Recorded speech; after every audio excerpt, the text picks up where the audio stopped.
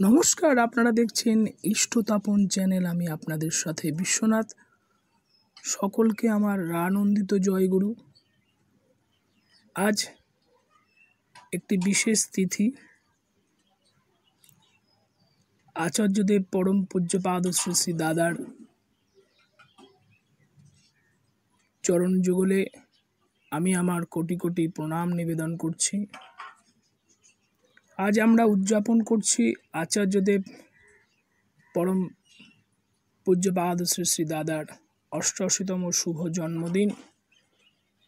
প্রধান আচার্যদেব পরম পূজ্যপাদ শ্রী শ্রী দাদা হিমায়তপুরে জন্মগ্রহণ করেন ৪ঠা কার্তিক ১৩৪০ বঙ্গাব্দ, ২১শে অক্টোবর ১৯৩৩ খ্রিস্টাব্দ। সন্ধ্যা ১২টায় অর্থাৎ রাত্রি ১২টায় যুবকাল থেকেই তিনি ইউনিয়নের, এখানে ইউনিয়ন বলতে সৎসঙ্গে সকল কার্যকর্ম সম্পন্ন করতেন। একদা এক গল্পে শ্রী শ্রী ঠাকুর বলেছিলেন, সেই বয়সে হাঁটি করতেন, মুখ আমার মতো ছিল। অশোক এই রকমই, অর্থাৎ অশোক বলতে আমাদের শ্রদ্ধেয় পরম পূজ্যপাদ শ্রী শ্রী দাদা অশোক চক্রবর্তী। সতীশচন্দ্র গোস্বামী ও সৎসঙ্গ আন্দোলন থেকে এই অংশটুকু নেওয়া হয়েছে। বাবার পূর্ণ সম্মতিতে,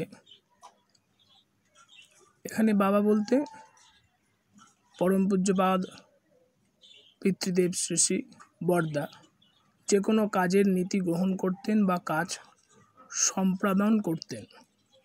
পরম পূজ্যপাদ শ্রী শ্রী দাদার প্রেমময় সেবা, জনকল্যাণময় জীবন পালনের মাধ্যমে শ্রী শ্রী বরদা আশীর্বাদ দিলেন, বাবু জীবনের ইচ্ছা সবসময় আশার আলো দাবি করে বর্ধক মহামন্ত্রের সাথে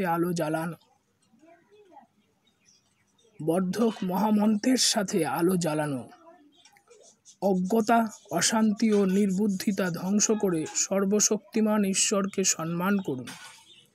দুঃখ ভরা মনের সব দুঃখ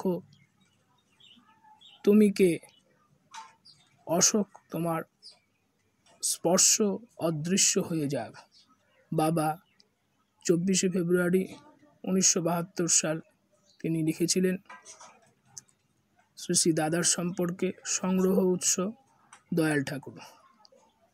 আজকে শ্রী শ্রী দাদার এই পূর্ণ শুভ লগ্ন তিথিতে আমরা প্রত্যেকে তার আশীর্বাদ প্রার্থনা করি। তিনি আমাদের আচার্যদেব, তার আশীর্বাদ ছাড়া আমাদের এই জীবন পরিপূর্ণ হয়ে উঠবে না। আসুন সকলে মিলে আমরা শ্রী শ্রী ঠাকুরের কাছে তার সুস্থ, সবল এবং দীর্ঘায়ু কামনা করি।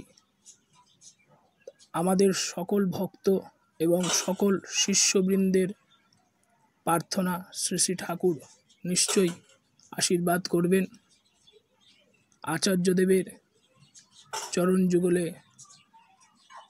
আমি প্রার্থনা করি, ব্রহ্ম মার্গ প্রদর্শকং প্রেম ভক্তি বিনায়কম শান্তি স্বস্তি বিধায়কম আচার্যং প্রমণং নৌমি। আজ এই আলোচনা এখানে শেষ করলাম। আজকের আলোচনার অংশ আপনাদের ভালো লেগে থাকলে প্রত্যেকে লাইক এবং পারিপার্শ্বিক সকলকে শেয়ার করবেন। ভালো থাকুন, সুস্থ থাকুন এবং ঠাকুরময় হয়ে থাকুন, এবং আচার্যদেবের আশীষ আপনাদের সকলের ওপর বর্ষিত হোক, এই প্রার্থনা করি।